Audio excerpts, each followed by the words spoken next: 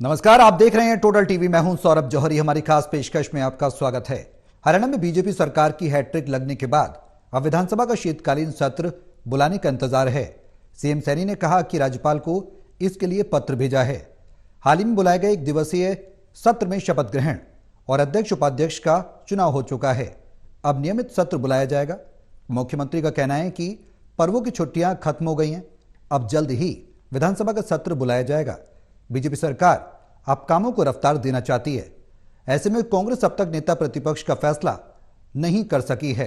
अब सवाल यह कि नेता विपक्ष न होने पर सदन में विपक्ष की भूमिका क्या रहेगी और सरकार के साथ कैसे तालमेल बैठाया जाएगा और सरकार का आगामी सत्र को लेकर क्या प्लान है, यह सवाल है।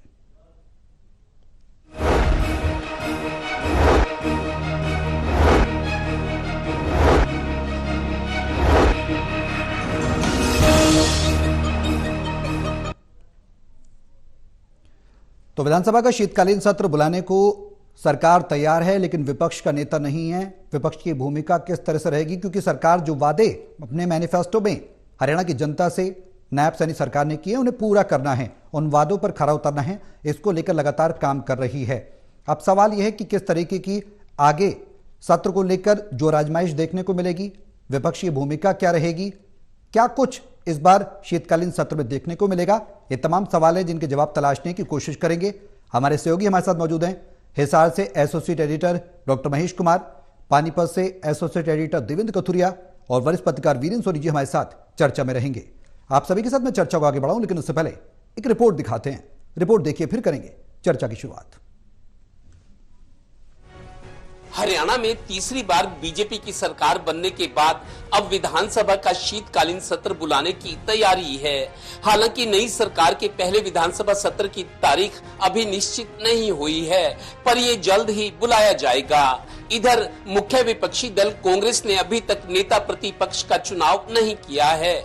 ऐसे में नई सरकार के पहले सत्र में कांग्रेस बतौर विपक्ष अपना मजबूत स्टैंड और हाजिरी दर्ज कराए, इसके लिए समय से नेता प्रतिपक्ष का चुनाव और कांग्रेस के 37 विधायकों को एकजुट करके उनकी तैयारी कराना भी जरूरी है।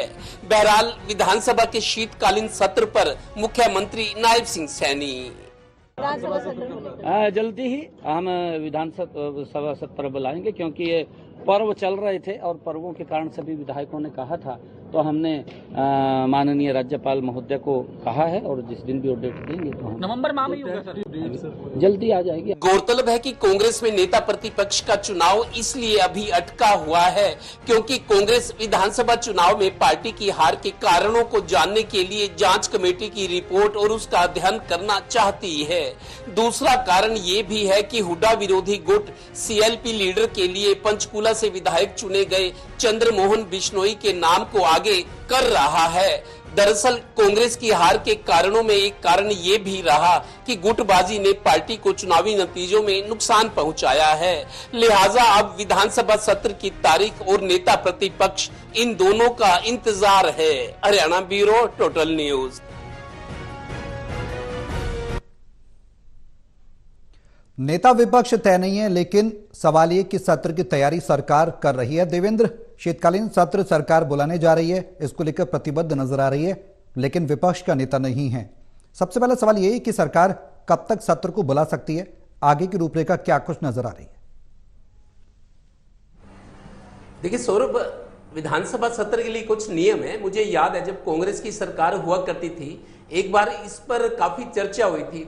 स्पीकर कुलदीप शर्मा थे, उनका यह कहना था कि एक साल में 28 सिटिंग्स होनी चाहिए। एक साल में मतलब जैसे सत्र बुलाया जाता है तो जैसे सिटिंग्स मतलब एक दिन में 2 सेशन होते हैं, बिफोर लंच और आफ्टर लंच, और हर साल बजट भी आता है। उसके अलावा शीतकालीन सत्र, ग्रीष्मकालीन सत्र होते हैं। एक साल में 28 सीटिंग्स, मतलब सत्र में अगर 5 सीटिंग हुई तो उस हिसाब से 28 सीटिंग, ये नियम है। लेकिन सरकारें अपने हिसाब से, अपनी सुविधा से, पीछे हमने देखा कई बार मान लो कोई मेजोरिटी की सरकार नहीं है, खींचतान चलती है।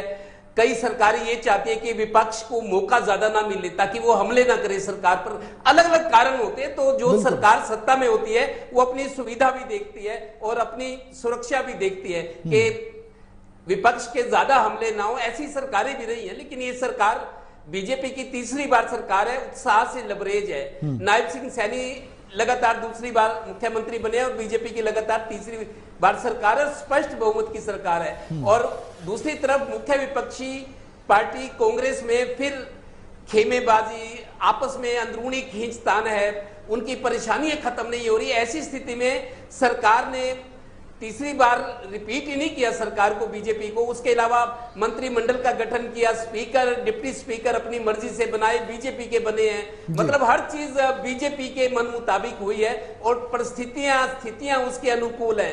मान लो अभी तक विधानसभा चुनाव के बाद ये लग रहा है कि जैसे बीजेपी ड्राइविंग सीट पर है और कांग्रेस अभी बैक सीट पर है।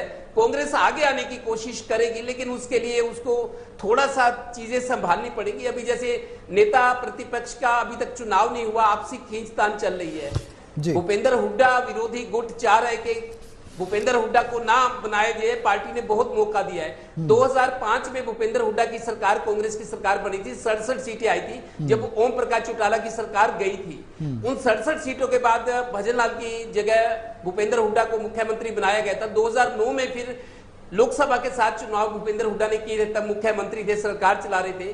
5 महीने पहले लोकसभा के साथ चुनाव करवाए गए थे, लेकिन 2009 में कांग्रेस को पूरी सीटें नहीं मिली थी, 40 मिली थी। तो भूपेंद्र हुड्डा ने जनहित कांग्रेस के विधायकों को, 5 विधायकों को और कुछ इंडिपेंडेंट को लेकर सरकार चलाई थी। फिर 2014 में सरकार चली गई, 2019 में फिर भूपेंद्र सिंह हुड्डा के नेतृत्व में चुनाव लड़ा गया। फिर हालांकि 31 सीटें आई थी, लेकिन सरकार नहीं बनी, ना बहुमत मिला और फिर 2024 सामने है। तो लगातार 4 चुनाव 2009, 14, 19 और 24 भूपेंद्र हुड्डा के नेतृत्व में लड़े गए। एक तरह से फ्री हैंड पार्टी ने दिया, लेकिन अब उन पर हमला इसलिए तेज हो रहा है, उनको बदलने की मांग हो रही है कि सीएलपी लीडर भूपेंद्र हुड्डा ही क्यों। 4 बार कांग्रेस ने उनको मौका दिया, आप सरकार बनाइए, क्योंकि भूपेंद्र हुड्डा बहुत मजबूत नेता रहे हैं। विरोधी भी मानते हैं कि उनके बिना कांग्रेस नहीं चल सकती, ना सरकार बना सकती, लेकिन परिस्थितियों का अनुकूल होना भी जरूरी होता है और पार्टी एकजुट होती, दोनों ही चीजें नहीं थी। तो भूपेंद्र हुड्डा पर अब हमले हो रहे हैं, उनको दरकिनार करने की कि सीएलपी लीडर वो नहीं हो सकते, वो पार्टी को कभी नहीं जिता सके। हाईकमान से लेकर हरियाणा के लीडर भी भूपेंद्र हुड्डा के उन पर हमले कर रहे हैं कि बस अब बहुत हुआ, बदला जाना चाहिए। तो उसके विकल्प के तौर पर कुमारी शैलजा, जिनका अब कद बढ़ता हुआ पार्टी में लग रहा है, वो चंद्रमोहन बिश्नोई का नाम ले रही है। चंद्रमोहन बिश्नोई कुलदीप बिश्नोई के बड़े भाई चौधरी भजनलाल के बेटे हैं और अच्छे नेता माने जाते हैं। चूंकि वो बहुत टाइम से मुख्य धारा से बाहर है, लेकिन एक ऐसा चेहरा है जो कांग्रेस को मजबूत कर सकता है। तो चंद्रमोहन का नाम लिया जा रहा है कि सीएलपी लीडर वो ही बने, नहीं बनते तो उनके अपने। ठीक है,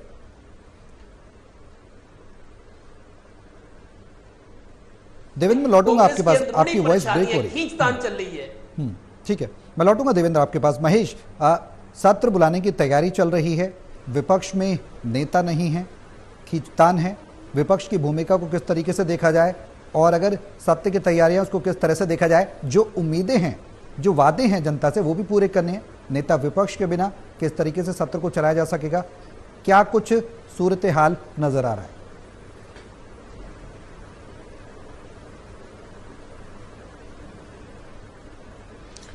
देखिए, अभी एक गाड़ी का जिक्र हो रहा था, तो मुझे लगता है कि कांग्रेस पार्टी के पास अभी गाड़ी तो है लेकिन ड्राइवर नहीं है, और ड्राइवर को तय कर पाना कांग्रेस पार्टी में अपने आप में एक बहुत बड़ा तूफान यहां पर पैदा होने वाला है। जितनी शांति इस वक्त कांग्रेस पार्टी नजर आ रही है, दरअसल अंदर उतनी ही जो अस्थिरता है वो इस वक्त कांग्रेस पार्टी में भरी हुई है। सीएलपी लीडर तय करना, इसके साथ ही जो है प्रदेशाध्यक्ष तय करना, दोनों ही कुर्सियों पर अब नई नियुक्तियों की बात जो है कांग्रेस पार्टी में होने लगी है। उदय भान के चुनाव हारने के साथ ही अब हरियाणा में नए कांग्रेस प्रदेशाध्यक्ष का भी जिक्र किया जाने लगा। कांग्रेस पार्टी के अंदर से ही ये आवाज उठ रही है और नेता प्रतिपक्ष तो कांग्रेस पार्टी को चुनना ही है।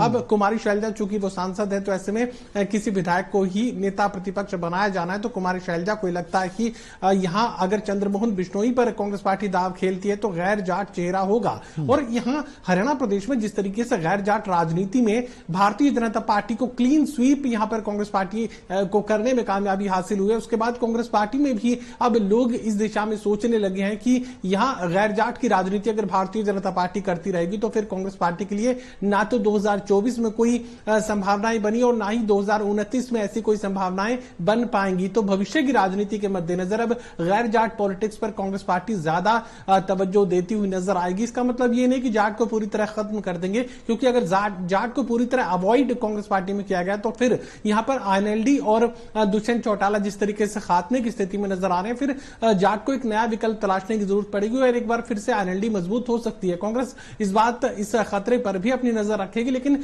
यहां गैर जाट की पॉलिटिक्स को और ज्यादा बढ़ावा देने की कोशिश कांग्रेस पार्टी में हो सकती है। और यहां अगर कुमारी शैलजा की चलती है तो फिर चंद्रमोहन बिश्नोई को ही नेता प्रतिपक्ष बनाया जाएगा, लेकिन बैलेंसिंग की भी जरूरत यहां पर मुझे लगता है कि फिर रखी जाएगी और यहां प्रदेशाध्यक्ष फिर जाट बनाए जाने की जो संभावना है वो कांग्रेस पार्टी में बढ़ सकती है। जाट और गैर जाट दोनों का कॉम्बिनेशन अब कांग्रेस पार्टी में आगे बढ़ेगा। यह तय है कि भूपेंद्र सिंह हुड्डा को अब झटके झेलने ही होंगे, क्योंकि जिस तरीके से फ्री हैंड उन्हें दिया गया था उस तरह का परफॉर्मेंस कांग्रेस पार्टी को हासिल नहीं हो पाया, उस तरह के रिजल्ट कांग्रेस पार्टी को हासिल नहीं हो पाया और बहुत ज्यादा विकल्प यहां कांग्रेस पार्टी के पास प्रदेश स्तर की राजनीति के संदर्भ में नहीं है। अगर चेहरों को नापने की कोशिश की जाए, उन्हें गिनने की कोशिश की जाए तो भूपेंद्र सिंह हुड्डा के बाद फिर कुमारी शैलजा और रणदीप सिंह सुरजेवाला ही बचते हैं। हालांकि किरण चौधरी का जो प्रभाव है वो भिवानी और कह सकते हैं कि महेंद्रगढ़ के इलाके में था, भिवानी महेंद्रगढ़ लोकसभा क्षेत्र के इलाके में ज्यादा था और वो अब भारतीय जनता पार्टी के साथ हो चुकी है। तो उसके बाद रणदीप सिंह सुरजेवाला और यहां कुमारी शैलजा का चेहरा ही बचता है। रणदीप सुरजेवाला जाट पॉलिटिक्स को रिप्रेजेंट करेंगे तो गैर जाट चेहरे के रूप में कुमारी शैलजा ही सबसे बड़ा और इकलौता चेहरा यहां पर माना जा सकता है। कैप्टन अजय यादव जिस तरीके से लोकसभा चुनाव और उसके बाद विधानसभा चुनाव में इस्तीफों की पेशकश कर रहे थे, कभी इस्तीफा दे रहे थे, कभी वापस ले रहे थे, तो उनकी जो लॉयल्टी है वो मुझे लगता है कि कांग्रेस पार्टी के साथ डिस्टर्ब हुई है। जिस तरीके से उन्हें बार बार राजी करने की जरूरत पड़ रही थी, तो गैर जाट पॉलिटिक्स में कुमारी शैलजा का चेहरा ज्यादा अब तवज्जो हासिल कर सकता है और मुझे लगता है कि कुमारी शैलजा की पसंद को अब और ज्यादा अहमियत दी जा सकती है। और इतना तो तय है कि अब कांग्रेस पार्टी जाट पर ज्यादा दाव नहीं खेलेगी, अब बैलेंसिंग की बात कांग्रेस पार्टी में की जाएगी। और यहां जिस तरीके से सत्र की बात चल रही है, तो अभी तो हनीमून पीरियड है और कांग्रेस पार्टी के पास गाड़ी का कोई ड्राइवर भी नहीं है, तो बहुत ज्यादा हमले कांग्रेस पार्टी कर पाने की स्थिति में ऐसा लगता नहीं। अभी तो इतना ही कहा जाएगा कि अभी हम सत्ताधारी दल को, क्योंकि जनता ने चुना है, जनता की पसंद है, तो अभी हम उन्हें वक्त देंगे। उसके बाद आगे आने वाले वक्त में 1 साल के बाद क्या कुछ किया जा सकता है, उन खामियों को हम उजागर करेंगे। फिलहाल तो इस तरह के बयान सामने आ सकते हैं। अगर सत्र में जो है हमलों की बात जहां तक की जा रही, तो मुझे लगता नहीं कि कांग्रेस पार्टी किसी बड़े हमले को जो है अंजाम दे सकती है। इस तरह की कोई स्थिति नहीं बनेगी, तो हनीमून पीरियड की स्थिति है और वो रहेगी। वीरेंद्र जी, किस तरीके की तस्वीर देख पा रहे हैं, क्योंकि जिस तरीके से महेश ने भी बताया कि कांग्रेस के अंदर अंदरूनी खींचतान है, सत्ता पक्ष की बात की जाए, बीजेपी की तो एक बड़ा मैंडेट उसके पास है। अब सवाल ये कि उथल पुथल तो है कांग्रेस के अंदर, नेता विपक्ष कौन बनेगा ये एक सवाल है।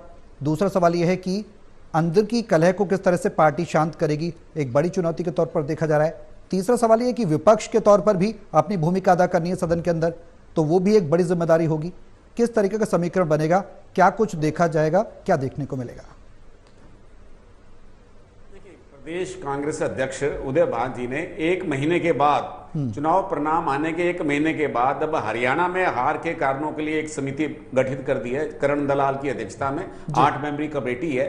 तो मतलब 1 महीने के बाद उनको याद आया है कि हमने हार के कारणों का विश्लेषण करना है। तो आप इससे अनुमान लगा सकते हैं कि कांग्रेस पार्टी के रूप में कहां तक काम कर रही है। देखिए, फैक्ट फाइंडिंग कमेटी तो एआईसीसी ने बना रखी है, लेकिन हरियाणा के स्तर पर पार्टी का क्या संगठन है, पार्टी की क्या सोच है और पार्टी क्या मतलब अपने हार के कारणों का कैसे विश्लेषण करती है, तो अभी तक तो पार्टी यह तय कर नहीं पा रही है। और अब जो है पार्टी के लिए जो विपक्ष का नेता की बात है, देखिए जो भी केंद्रीय नेता पर्यवेक्षक आए थे वो विधायकों की राय लेकर चले गए, पार्टी हाईकमान को बता दिया। अब पार्टी हाईकमान को तय करना है कि किसको जो है विधायक दल का नेता बनाया जाए। जो विधायक दल का नेता होगा वही विपक्ष का नेता होगा, उसको कैबिनेट मंत्री के बराबर सुविधाएं मिलेंगी। तो ऐसे में भूपेंद्र सिंह हुड्डा की अभी उपेक्षा नहीं की जा सकती, क्योंकि बहुमत उनके साथ है। कुमारी शैलजा गुट के सिर्फ 4 विधायक है। ऐसे में चंद्रमोहन को जो है विधायक दल का नेता बनाना संभव नहीं लगता। तो ऐसे में या भूपेंद्र सिंह हुड्डा होंगे या उनके ही कोई प्रतिनिधि होगा, उनका समर्थक ही होगा जो विपक्ष का नेता होगा। और जहां तक कांग्रेस के अध्यक्ष की बात है, देखिए कांग्रेस का अध्यक्ष भी बदला जाना है क्योंकि उदय भान स्वयं चुनाव हार चुके हैं, तो इसलिए कांग्रेस कार्यकर्ताओं का मनोबल बना रहे, क्योंकि आगे जो स्थानीय निकाय के चुनाव हो रहे हैं पार्टी, क्योंकि देखिए नगर पालिका और नगर परिषद के चुनाव तो अपने चिन्ह पर लड़ती नहीं है, लेकिन नगर निगम के जो चुनाव होते हैं वो पार्टी अपने चिन्ह पर लड़ती है। तो ऐसे में पार्टी के पास एक अवसर है शहरी क्षेत्र के अंदर अपना प्रभाव दिखाने का। हालांकि पार्टी बहुत कुछ खो चुकी है, तो अब ऐसे में विपक्ष का नेता और प्रदेश अध्यक्ष का कौन नेता बनेगा, तो ये एक बात पार्टी के लिए एक बड़ा गंभीर चिंता का विषय है। लेकिन गुटबाजी तो रहेगी, इस पर कोई अंकुश लगाया नहीं जा सकता, क्योंकि पार्टी में अपने वर्चस्व की लड़ाई है, सभी नेता अपने आप को सर्वोच्च मानता है और ये स्थिति अंत तक बने रहने वाली है।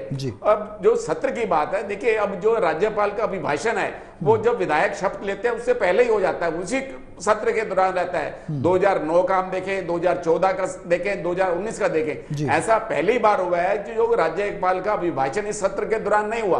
अब जब भी सत्र बुलाया जाएगा तो सबसे पहले राज्यपाल का अभिभाषण होगा, उसमें सरकार अपनी प्राथमिकताएं तय करती है। हालांकि सरकार ने 100 दिन का एजेंडा तय कर रखा है, मंत्रियों को और अधिकारियों को जो मुख्यमंत्री सचिवालय में है कार्यरत हैं उनको 100 दिन का एजेंडा दे दिया है। तो 100 दिन के एजेंडे में काम कर रहे हैं, तो भारतीय जनता पार्टी की प्राथमिकताएं तय हैं। लेकिन विपक्ष जो है, कांग्रेस को जो है प्रभावी विपक्ष की भूमिका निभानी है और रचनात्मक मुद्दे उठाने हैं, क्योंकि जनता के अंदर अपनी छवि बनानी है। तो अगर कांग्रेस गुटबाजी में रहेगी तो कांग्रेस जनता की नजरों में और भी गिर जाएगी। तो ऐसे में कांग्रेस के लिए अभी एक अवसर है कि निकाय चुनाव के अंदर अच्छा प्रदर्शन कर सकती है। ये तभी संभव है जब कांग्रेस के सभी गुटों में समानता हो, एकता हो और वो जनता के मुद्दों को उठाते रहे। देवेंद्र, किस तरीके की उम्मीदें की जाएं सत्र से? विपक्ष किन किन मुद्दों पर फोकस कर सकता है, सरकार को घेर सकता है? हालांकि अभी कुछ स्पष्ट नहीं है, तस्वीर क्लियर नहीं है, लेकिन शीतकालीन सत्र बुलाने को लेकर सरकार तैयार है और तैयारियां भी बड़े स्तर पर देखने को मिल रही हैं। लेकिन सवाल यह है कि कांग्रेस अगर घेरेगी, विपक्ष की भूमिका अदा करेगी, तो वो कौन से मुद्दे होंगे और सरकार के आगे क्या कुछ पेश आएगा, क्या स्थिति बनेगी, क्या तस्वीर रहेगी? देखिए सौरभ, पहले तो हम ये देखें, जो 90 विधानसभा सदस्य चुनकर आए हैं इनमें 40 नए चेहरे हैं। 40 नए चेहरे हैं, ये रिपोर्ट भी हमने दर्शकों को दिखाई थी। जो नए चेहरे हैं उनको थोड़ा सा ट्रेनिंग देना जरूरी है, उनको प्रशिक्षण दिया जाएगा। उनका भी इतना कॉन्फिडेंस नहीं है, उन्होंने प्रोसीडिंग्स देखी होंगी, लेकिन खुद पर जाहिर हो, खुद उसमें पेश होना हो तो किस तरीके से उनकी बॉडी लैंग्वेज, उनका व्यवहार किस तरीके का होना चाहिए। अभी तो मेरे को लगता है इनका ट्रेनिंग पीरियड भी रहेगा और कांग्रेस शुरू से हमले नहीं करेगी। कांग्रेस फिलहाल तो खुद को संभालेगी, क्योंकि कांग्रेस के सामने चुनौतियां बहुत हैं। वही बात है, सीएलपी लीडर का चुनाव मेरे को लगता है हो जाएगा, क्योंकि अभी जल्दी मुख्यमंत्री तो कह रहे हैं कि जल्दी सत्र बुलाएंगे, लेकिन फिर भी सभी सदस्यों को सूचित करना होता है, एक प्रेस कॉन्फ्रेंस होती है, तैयारियां करनी होती है। मतलब मेरे को लगता है 1 हफ्ता तो तब भी लगेगा। अगर सरकार डेट भी फिक्स कर दे तो 5-6 दिन, क्योंकि सैटरडे संडे ऑफ रहता है, तो 1 हफ्ता तो अभी भी लगेगा। और नवंबर अभी शुरू हुआ है, मेरे को लगता है इस नवंबर में तो सेशन रहेगा ही। लेकिन विपक्ष मुद्दे जरूर उठा सकते हैं, जैसे किसानों वाला मुद्दा है। अब सरकार ने एक काम ये जरूर किया है, जो विपक्ष लगातार कह रहा था, बेरोजगारी वाली बात थी, युवाओं का आक्रोश, निराशा। अब जब नायब सिंह सैनी सरकार ने दूसरी बार जब सत्ता संभाली है, उन्होंने कहा था कि शपथ लेने से पहले मैं 25,000 युवाओं को नौकरी दूंगा। 24,800 नियुक्तियां वो हुई हैं, तमाम मुद्दे हैं। उससे एक मतलब सेटिस्फेक्शन लेवल उसमें सरकार ने ये अपना फेस सेविंग किया कि बेरोजगारी के इशू पे। अब विपक्ष के सामने मुद्दे ये हैं, जैसे जो पहली समस्याएं चली आ रही थी, जैसे किसानों वाला मुद्दा है, एमएसपी वाली बात है। उसके अलावा कानून व्यवस्था हम देख रहे हैं कई दिनों से, अब थोड़ा सा क्राइम भी थोड़ा सा बढ़ा हुआ दिख रहा है। अभी सरकार की शुरुआत है और सरकार ने आईपीएस आईएएस की जो पोस्टिंग थी, ट्रांसफर, वो भी कर दिया। आज मुख्य सचिव ने भी अपना पद संभाल लिया है। अब पहला काम सेशन का है और मेरे को लगता नहीं कि ओपनिंग सेशन में ही कांग्रेस इस स्थिति में हो जाएगी सरकार को कटघरे में खड़ा करे या हमले करे। अभी कांग्रेस खुद को संभालेगी और दूसरा जो नए सदस्य हैं उनको थोड़ा सा ट्रेनिंग पीरियड दिया जाएगा, उनको चीजें समझने का, किस तरह के व्यवहार हो, किस तरह के मुद्दे उठा सकते हैं। जो मुद्दे उठाए उनकी मतलब वो उसमें एक तरह से मुद्दे उठाने लायक हो, फालतू की बात ना हो, बहुत सारी चीजें अभी होनी है। तो अभी तो मेरे लगता है ये औपचारिक सेशन होगा, लेकिन सेशन करना जरूरी है और नवंबर महीने में भी हो जाएगा। जब भी सरकार सेशन की डेट देगी, मेरे को लगता है एक हफ्ता तब भी लगेगा। और दूसरी नजर सीएलपी लीडर पर है, कांग्रेस आखिर क्या फैसला करती है, उनको भी काम जल्दी करना है। महेश, हम देख रहे हैं कि इस बार सदन में कुछ पुराने चेहरे नहीं होंगे, अभय चौटाला की बात की जाए वो नहीं होंगे, और कुछ और चेहरे हैं जो इस बार सदन में देखने को नहीं मिलेंगे। चर्चाएं ये भी थी हरियाणा की सियासत में कि इस बार सदन बहुत सुचारू रूप से चलेगा, उस तरीके की जो भाषा का इस्तेमाल किया जाता था वो इस बार संतुलन देखने को मिलेगा। उसको लेकर किस तरीके से उम्मीदें की जा सकती हैं? क्या पहले से बेहतर होगा सत्र?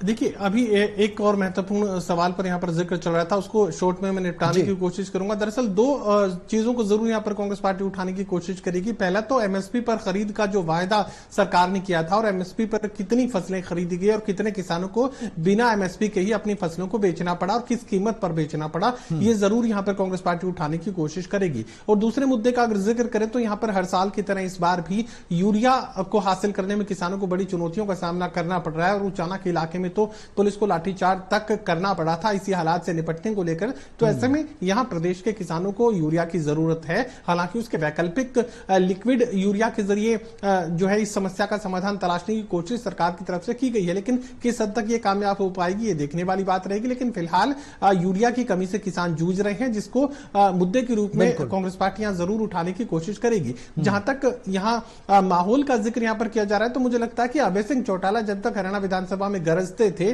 तब तक मर्यादाएं तार तार हुआ करती थी। फिर चाहे वो स्पीकर के पद को लेकर किसी भी तरह की टिप्पणी अभय सिंह चौटाला की तरफ से की गई हो या मुख्यमंत्री जैसे माननीय पद को लेकर जिन शब्दों का इस्तेमाल अभय सिंह चौटाला किया करते थे, कहीं ना कहीं गरिमा को ठेस पहुंचती थी और पूरा देश देखता था कि किस तरह से गरिमा को तार तार जो है हरियाणा विधानसभा में किया जाता था। अब ये जो है बदला व्यवहार यहां पर देखने को मिलेगा और मुझे नहीं लगता कि उस तरह के चेहरे इस बार हरियाणा विधानसभा तक पहुंचे हैं जो किसी खतरे का कारण बने या मर्यादाओं को और ज्यादा तोड़ने का काम करे। तो मुझे लगता है कि पहले से बेहतर माहौल इस वक्त हरियाणा विधानसभा के तमाम सत्रों में देखने को मिलेगा और परिस्थितियां पहले से बेहतर नजर आएंगी और कांग्रेस पार्टी भी पहले से शांत नजर आएगी, क्योंकि हनीमून पीरियड जैसा कि मैंने जिक्र किया वो सरकार का है। तो ऐसे में हनीमून पीरियड में जरूर सिंबॉलिक मुद्दों को उठाने की कांग्रेस कोशिश जरूर करेगी, लेकिन बहुत ज्यादा हमलावर मोड में कांग्रेस पार्टी नजर नहीं आएगी। वीरेंद्र जी, देवेंद्र ने भी बताया, महेश ने भी बताया, जो समय सीमा है सत्र का, जो तारीखों का ऐलान होता है कि सत्र को बुलाया जाना है, तकरीबन 6 से 7 दिन का समय मिलता है। ये समय क्या पर्याप्त है कांग्रेस की मौजूदा स्थिति को देखते हुए कि नेता प्रतिपक्ष चुन लिया जाएगा और प्रदेश अध्यक्ष भी हैं, उनको भी बदलना है पार्टी को, क्या वो सब 6-7 दिन पर्याप्त होंगे, उसमें हो जाएगा? देखिए, जो सत्र ये चल रहा था, ये सत्र स्थगित किया गया है। तो मतलब सत्र इसलिए सत्रावसान नहीं हुआ है, तो सत्र अनिश्चित काल के लिए स्थगित हुआ है, सत्रावसान नहीं हुआ, इसलिए ये सत्र प्रक्रिया है। अब जो है राज्यपाल जो है सरकार का भी भाषण पढ़ेंगे, मतलब सरकार की क्या उपलब्धियां हैं और सरकार की क्या प्राथमिकताएं, क्या भविष्य का रोड मैप है, तो ये वही भाषण होगा। तो अभी भाषण पर जो है चर्चा होगी, विपक्ष जो है सरकार पर हमला होगा, डीएपी खाद का मुद्दा है, किसानों को जो है एमएसपी देने की बात है, कानून व्यवस्था की स्थिति है, जो सरकारी अस्पतालों में स्वास्थ्य सुविधाओं का अभाव है, ऐसे जो मुद्दे हैं जिनको मतलब जो सरकार के अभिभाषण में शामिल होंगे। सरकार अपनी जो उपलब्धियां बताएगी, विपक्ष उस पर हमला करेगा, सरकार उन नाकामियों को उजागर करेगा। तो इस अभिभाषण के बाद जो इस बहस होगी उसका मुख्यमंत्री जवाब देंगे। तो इसलिए ये प्रक्रिया तो सब चलती रहेगी। इसके अंदर अभिभाषण में ये सरकार का आभास होगा कि सरकार की आगे आने वाले 5 वर्षों में क्या रोड मैप रहने वाला है और विपक्ष इस पर हमला करेगा, विपक्ष सरकार की नाकामियों को उजागर करेगा। बिल्कुल वीरेंद्र जी, शॉर्ट में कमेंट चाहूंगा सर, समय थोड़ा कम है। विपक्ष के नेता के तौर पर किसे देखते हैं? आपने कहा कि हुड्डा को दरकिनार नहीं किया जा सकता, तो नेता विपक्ष कौन होगा? देखिए, इसमें अब ये मुख्यमंत्री ने भी जिस कटाक्ष किया है कि कांग्रेस को जो है अपना विपक्ष का नेता तय कर लेना चाहिए, सीएलपी लीडर। तो ऐसे में पहले तो भूपेंद्र सिंह हुड्डा का विकल्प है। अगर भूपेंद्र सिंह हुड्डा को नहीं बनाया जाता तो गीता बुक्कल या अशोक अरोड़ा जो विकल्प हो सकते हैं, ये कांग्रेस हाईकमान को तय करना है कि जातीय संतुलन के हिसाब से, क्योंकि फिर प्रदेश अध्यक्ष की भी नियुक्ति होनी है। तो ऐसे में कांग्रेस का जातीय संतुलन जो है वो मुख्य कारण रहने वाला है। बिल्कुल, चलिए बहुत शुक्रिया आप सभी का हमारे साथ इस चर्चा में शामिल होने के लिए। सीएम नायब सैनी ने जल्द सत्र बुलाने की बात कही है, शीतकालीन सत्र जल्द बुलाया जाएगा, लेकिन विपक्ष कितना तैयार है देखने वाली बात होगी। मेरे साथ इस खास पेशकश में अभी के लिए बस इतना ही। नमस्कार।